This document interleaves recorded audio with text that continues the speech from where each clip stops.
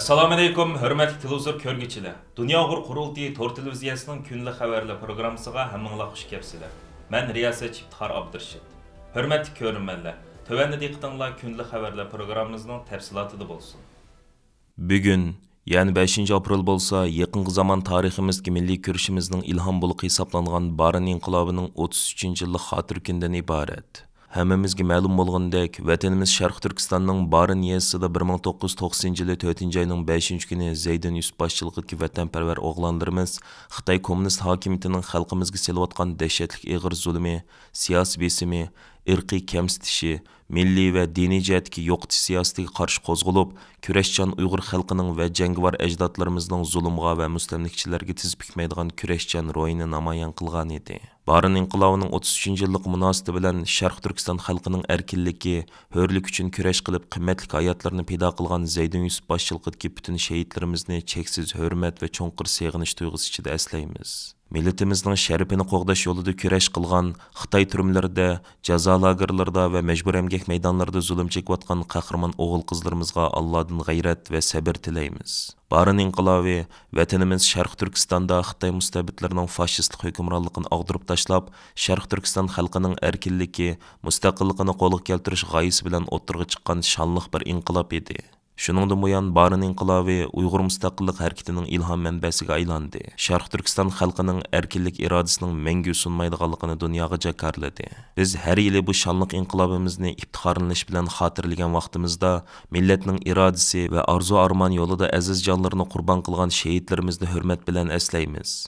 Zaydin Yusuf boshchiligidagi qahramon o'g'lonlarimizga ehtirom bildiramiz.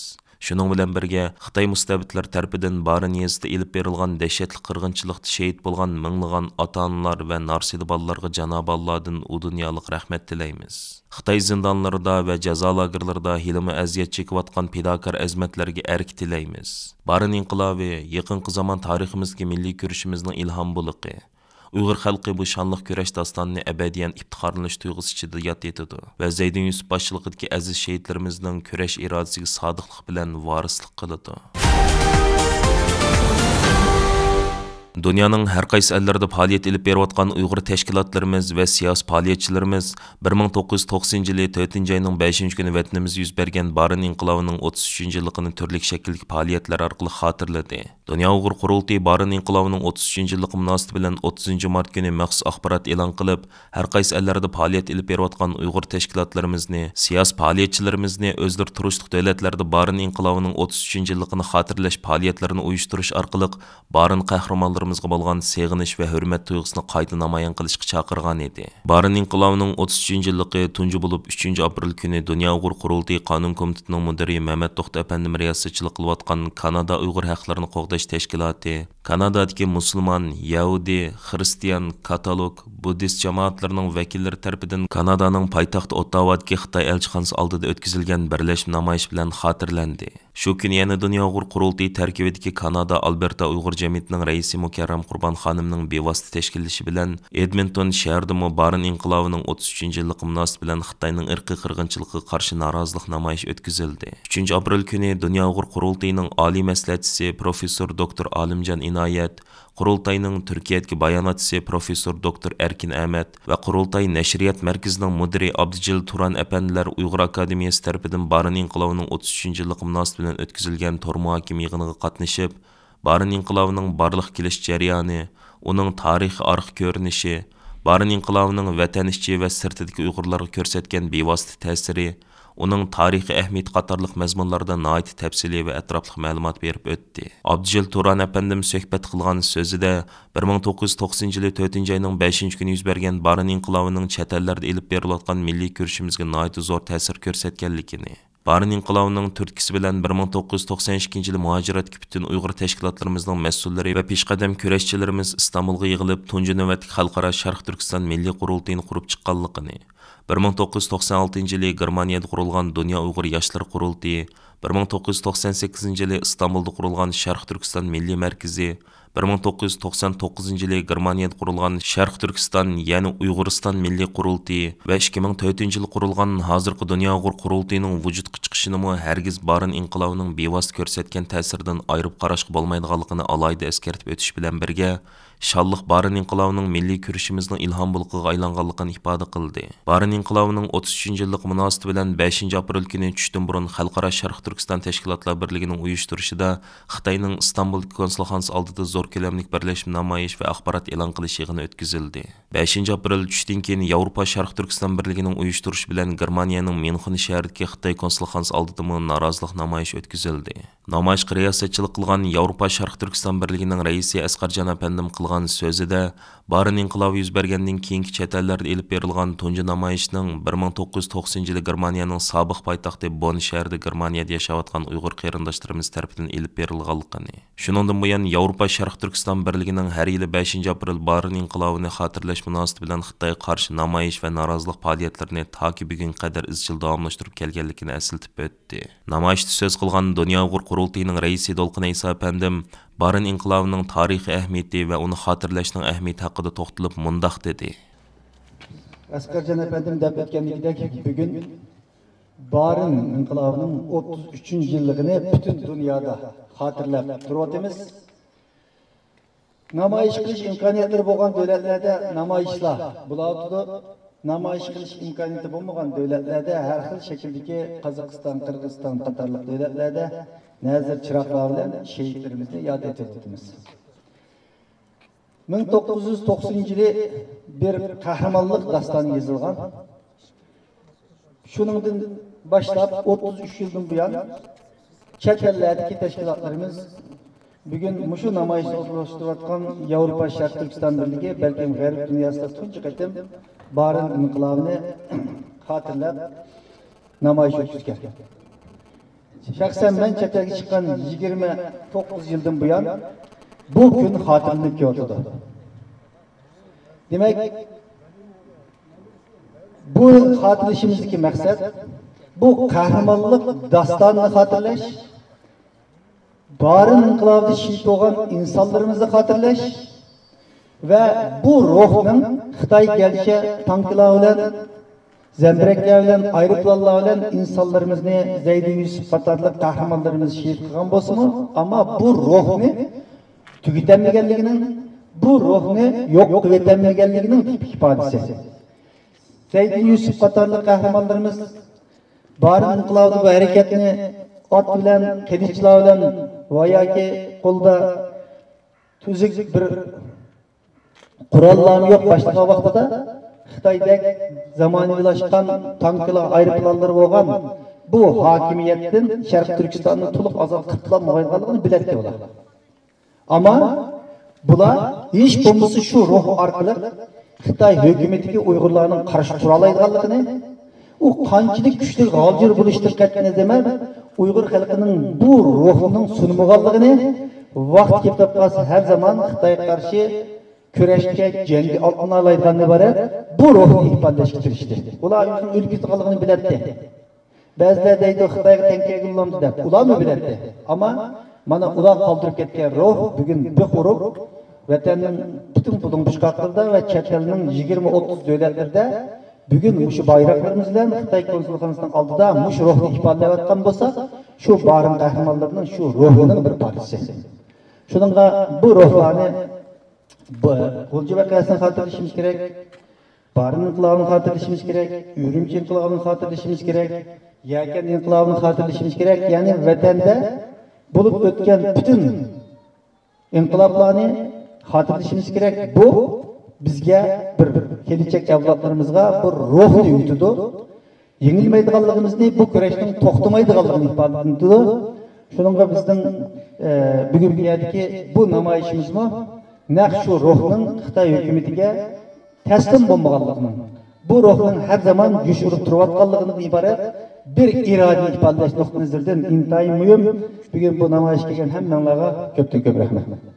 Onundan başqa yana 5 aprel kuni Kanada, Amerika, Yaponiya, Avstraliya, Türkiye, Angliya, Gollandiya, Germaniya, Norvegiya, Shvetsiya, Belgiya, Shvetsariya, Fransiya, Avstriya qatarlıq köplеген dövlətlərdə Xitayning irqi qırğınçılıqqa qarşı namayişlar və barin şehitlərini əsləş asas məzmun qılınğan muhakimə və söhbət yığınları, şundaqla nəzir və iftar fəaliyyətləri ötküzüldü. Barin inqilabının 33-cü illik münasibət bilan 5 aprel günü hər qaysı əllərdə ötküzülgən xatirləş fəaliyyətlərinin təfsilatını keyin qitimliq proqramımızda ayrım diqqətinizə sunumuz.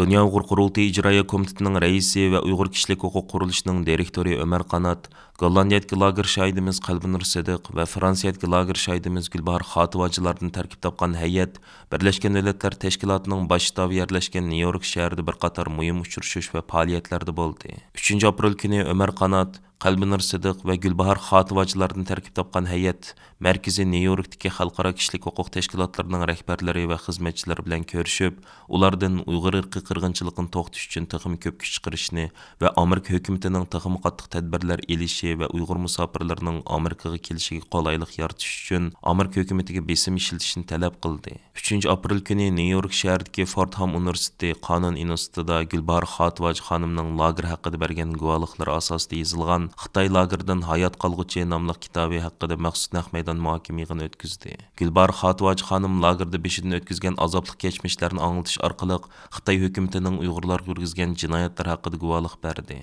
4 aprel kuni ular New Yorkdagi hukumatsiz organlarning kishilik huquq komiteti, Uyg'ur kishilik huquq qurilishi va boshqa bir qancha tashkilotlarning hamkorligida Uyg'ur krizis temasida uyushtirgan yig'in qatnashdi. 4 aprel tushdan burun lager shohidlarimiz Qalbinur Sidiq va Gülbahar Xativachilar Ömer Qanat apandimning bevosita hamrohligida New Yorkdagi Birleşken Milletler Teşkilatı'da Şimali Amerika, Avrupa, Asiyadan bo'lib 10 davlatning BDT'da doimiy turishliq vakillar qatnashgan bir yepiq yig'inda guvohlik berdi.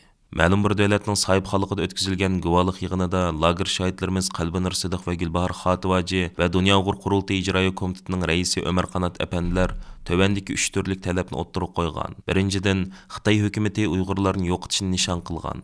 Şoңlашqı Türkiye, Avstraliya və başqa dövlətlərdə Uyğur tili və mədəniyyətini qoğdab qilish və rivojlantirish üçün açılğan ana til məktəbləri və mədəniyyət mərkəzləri var. Uyğurlarning öz mədəniyyətini canlandıra bilish üçün aşı məktəb və mərkəzlərini və Uyğurlarning fəaliyyətlərini hər qaysı dövlətlərinin qollaşı və qoğdaşı zörür. İkincidən, dünyanın hər qaysı joylarında Xitoy qaytarılış xavfi ostida yashayotgan Uyğur musafirlərini bexatar dövlətə ötkeş. Üçüncüdən, Uyğur məcburi əmgəki orqali ishlab chiqarilgan mahsulotlarning o'zlarining davlatlarga kirishining oldini olish orqali Xitoyga iqtisodiy besim tushirib, Xitoyni lagerlarni taqashga majburlash. Lager shohidlarimiz yana BDTga a'zo davlatlarning BDT inson haqlari umumiy bayonnamasining va BDTning munosabatlik nizom, ahdnoma va prinsiplarining ro'yiga amal qilib, Uyg'ur irqiy qirg'inchiligini to'sib qilish uchun amaliy harakatga o'tishi lozimligini, buning BDTga a'zo har bir davlatning bosh tortib bo'lmaydigan majburiyat ekanligini ta'kidlashgan. Ömer Qanat apandim bu munosabat bilan istansimiz qilgan so'zida lager shohidlarining New Yorkda faoliyat olib berishning muhimligi haqida to'xtalib mundoq dedi. Siyosiy faoliyatlar uchun New York muhim. Chunki New York xalqaro diplomatiyaning markazi. Bu yerda nurg'un donli qonun maktablari bor. Nurg'un xalqaro munosabat, xalqaro qonun mutaxassislari bor. Ammo Washingtonda 23 mart Amerika Davlat Majlisi qarmog'idagi Amerika-Xitoy strategiyalik raqobat favqulodda komiteti chaqirgan maxsus guvohlik yig'inida deyilgan Uyg'ur irqiy qirg'inchilik haqidagi guvohliklarni bu yerdagi mutaxassislar to'liq anglamagan bo'lishi mumkin. Shong Fordham Universiteti Qonun institutidagi xalqaro qonun o'qiyotganlarga va bu soatdagi mutaxassislarga, shundaqla hukumatsiz organlarning kishilik huquq komiteti markazidagi mutaxassislarga Uyg'ur irqiy qirg'inchiligini bevosita anglatish bek muhim. Cesur lager shohidlarimizdan Gülbahar va Qalbinur xonimlar Amerika kishilik huquq qurilishining alayda taklif bilan 20 mart Amerikaga kelgan kundan boshlab Amerikaning muhim davlat organlari va muhim kishilik huquq tashkilotlari bilan ko'rishib, Xitoy hukumatining Uyg'urlarga yurgizayotgan irqiy qirg'inchilik masalasini qaytadan kun tartibga akilishda turtkilik rol o'ynagan. Dünya Uyghur Qurultayı'nın sabiq baş təftişi, Mərkəzi Washingtondakı Uyghur Tədqiqat Mərkəzinin direktori Abdülhakim İdris Əpəndim başçılığındakı heyət Hindoneziyada bir qatar fəaliyyət proqramını başladı. 4 aprel günü Uyghur Tədqiqat Mərkəzinin Hindoneziyadakı fəaliyyətlərinin biri Jakartadakı Muhammediya Universitetinin sahibxanlığında Uyghur kişilik hüquq məsələsi toğrusida doklad beriş yığını ötküzüş idi. Mazkur yig'inda Indoneziya hukumatining Uyg'ur masalasiga tutgan pozitsiyasi va o'zlarining qilishga tegishli burchi haqida to'xtalgan Muhammediya Universitetining o'qituvchisi doktor Asap Setwan mundoq dedi. Indoneziyaning Uyg'ur masalasiga tutgan pozitsiyasi aniq emas. Hatta Indoneziyaning tashqi ishlar ministri Uyg'urlar g'arb axborotlari va Amerika tashviq qilayotgandek emas degan pozitsiyada bo'lgan. Şoڭa biz Muhammediye cemaati buluş süpütümüz bilen Uygurlarga igi çıkışımız ve Uygurlar duş kelayotgan vaziyetni anlatışımız kerakki, Indoneziya hökumatini Uygurlarning Sharq Turkistondagi haq va huquqlarini aktiv holda qo'llashga majburlashimiz kerak. Kishilik huquqni qo'g'dash bizning asos qonunimizga yozilgan. Undaqda bizning Uygurlarni qo'g'dashimiz asos qonunda belgilangan majburiyatimizdir.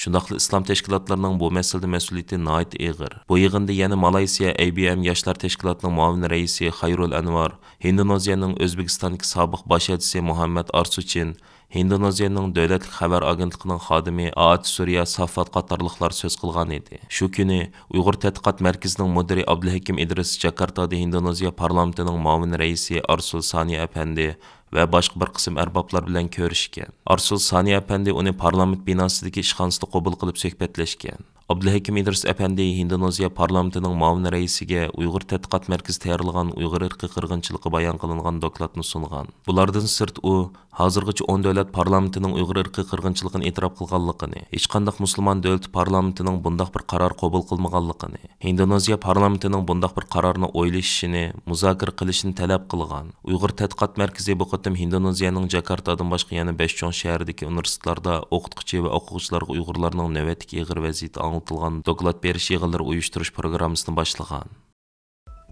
Aziz ko'rmanlar, yuqorida diqqatingizga kunlik xabarlar programmamizning tafsilotini sundik. Kelar qatimliq sonimizgacha ko'rishgich omon bo'lgaysizlar. Stansimizning YouTube kanaliga a'zo bo'lishni unutma. Allohga omonat.